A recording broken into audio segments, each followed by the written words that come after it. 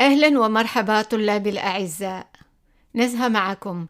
In this video, we are going to learn the last letters in the Arabic alphabet. جاهزين؟ يلا. So the first one here that looks like kind of a circle has an equivalent in English, and the equivalent is H. The name of this letter is ha, ha, and the sound in modern standard Arabic is h, h.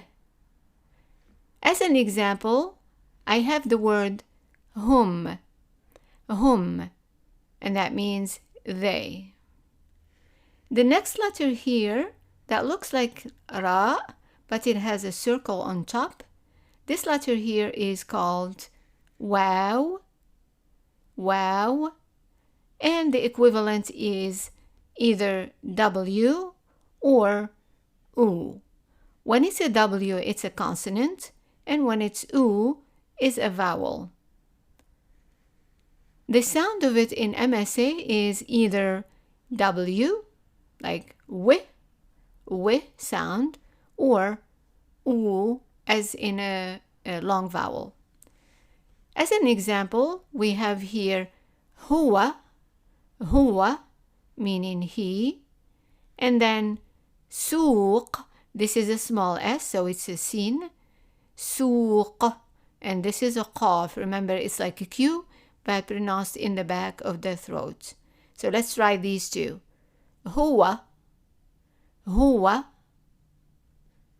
suq, suq.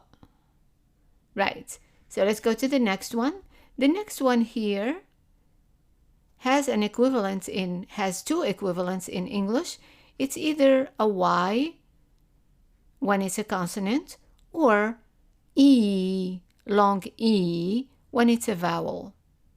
The name of this letter is ya, ya, and the sound could be either y or E, y or E. As an example, we have here hiya, hiya, meaning she.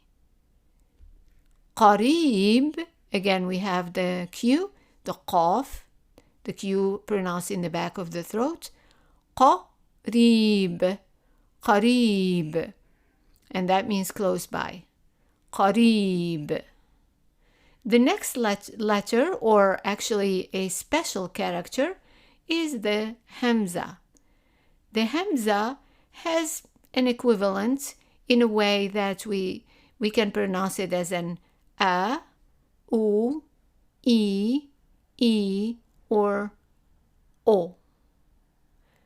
The name of it is hamza, and it is like a glottal stop, like an sound.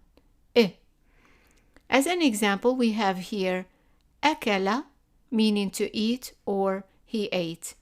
Akala, akala, or akal.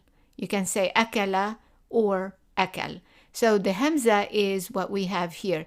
In English, this is a vowel. In Arabic, it's actually a consonant.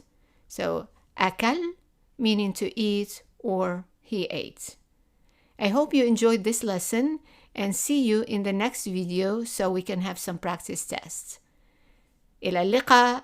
مع السلامة.